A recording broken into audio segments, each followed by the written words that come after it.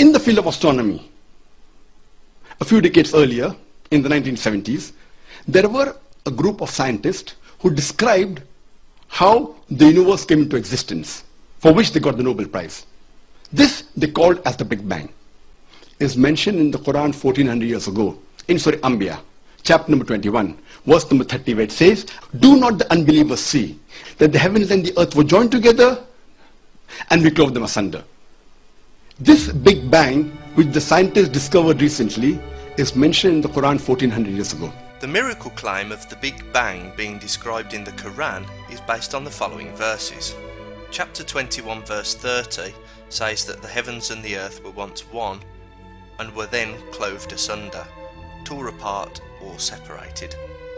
Chapter 51 verse 47 apparently says that Allah created the heaven and is still steadily expanding it, which apparently indicates that the Quran knew that the universe is expanding. And chapter 41 verses 10 to 11 are apparently miraculous because they describe the state of the heavens at some point as being like smoke. For these verses to be considered miracles, they have to match the following criteria. 1. The information in the claim must accurately describe reality. 2. It must be unambiguous. If there is an alternative meaning which is more simple than the meaning claimed, then the more simple alternative must be considered more likely. And 3. The verses must contain information which was not possible for anyone at the time to know except via divine revelation. Let's first look at chapter 21 verse 30. Test 1. Does the information in the claim accurately describe reality? The earth has not in any way been separated from the heavens. If we stand on earth and observe the heavens, we see the moon. If we stand on the moon and observe the heavens, we see the earth. Everything is still part of the same thing, the heavens. Nothing has been pulled apart from the heavens or unstitched from them. This verse states that the heavens and the earth were once one and then separated from each other, meaning that both existed in a combined form and that an act of separating them resulted in both existing. This is incorrect. The expansion event which occurred initially resulted in one big soup of the same stuff. As this stuff expanded and cooled, it became atoms. Gravity pulled these atoms together so tightly that they formed suns, which fused them together to make heavier elements. At some point, some of these suns would have exploded, releasing their heavy atoms into space, whereupon gravity acted once more to create a new sun and ultimately our planet. The universe existed for approximately 9 billion years before the Earth was even formed. During this time, countless stars formed, forged heavy atoms, and then exploded. This claim fails the first test. Test 2. Is it free of a more simple alternative meaning? In the Torah, Genesis 1, the earth and the heavens are created when God moves across the deep and then separates two bodies of water. One water is named the heavens, whereas the other is called the seas, in which land appears and life appears. This Quranic verse can just as easily refer to the incorrect creation story of the Torah, in which the heavens and the earth were once one entity called the deep, and were then separated to form two distinct entities, the heavens and the earth. This more simple explanation is therefore far more likely. It's interesting to note that the Quran verse immediately goes on to talk about life arising in water, which is exactly what comes afterward in Genesis 1:20. Anyone with even a passing interest in religion could easily have heard the creation story of Genesis and rephrased it using these very words. This verse fails the miracle test. It is ambiguous and is much more likely to represent a commonly held misconception of the time propagated by Jewish creation mythology. Test 3. Does it contain information only knowable via divine revelation? On account that the information in the Quran is wrong, this question is not applicable.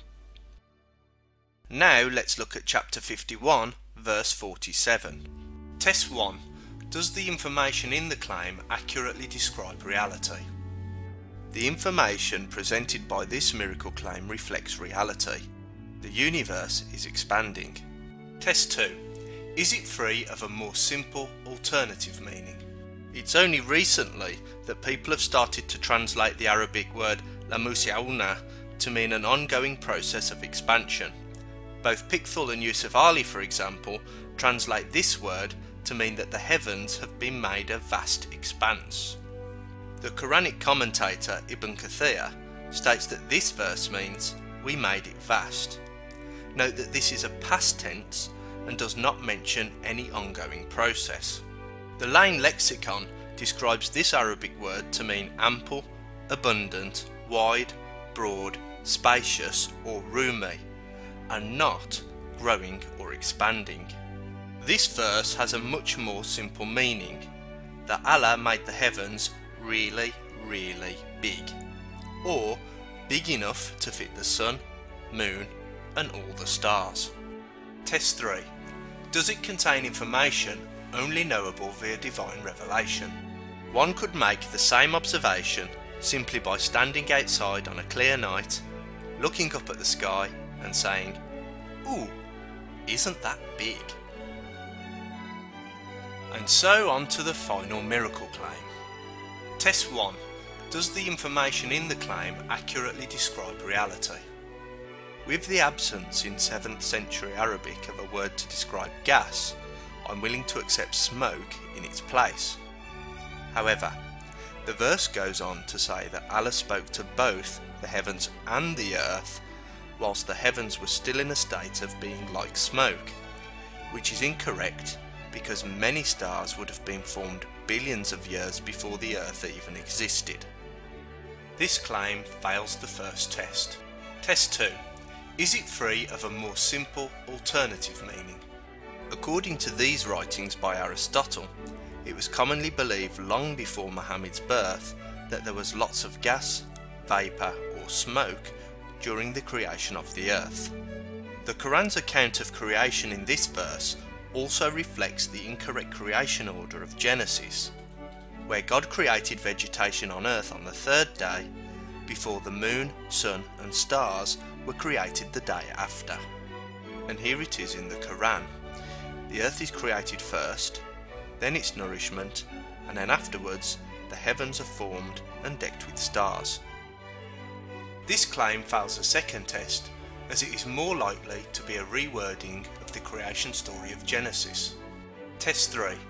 Does it contain information only knowable via divine revelation?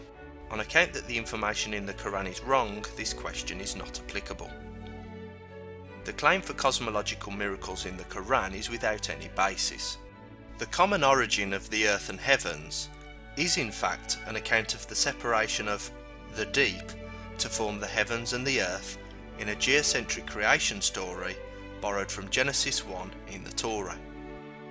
The expanding universe claim is a case of the claimant being creative whilst translating the meaning of the Arabic words in order to get them to match later scientific observations. If this Arabic word really does mean expanding, then why is it that no translator has used this translation until after this discovery was made?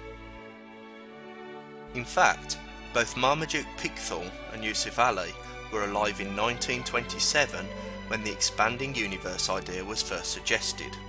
Both were also still alive when proof for the expanding universe was discovered in 1929 by Edwin Hubble. Pickthall died in 1936, approximately 7 years after this proof was discovered. Yusuf Ali first published his translation approximately 5 years after this proof was discovered, and didn't die until 1953, which would have given him over 20 years to revise his own translation. The claim that the Quran describes the early universe being a gaseous state is in fact clearly talking about the creation myth of the Jews, in which the earth existed in a solid form before the heavens had formed into the sun, moon and the stars. Any claims for cosmological miracles in the Quran are completely without basis. In fact, these verses demonstrate a clear scientific error in the Quran, which I expect 99% of Muslims will refuse to accept, and the other 1% will tell me are allegorical.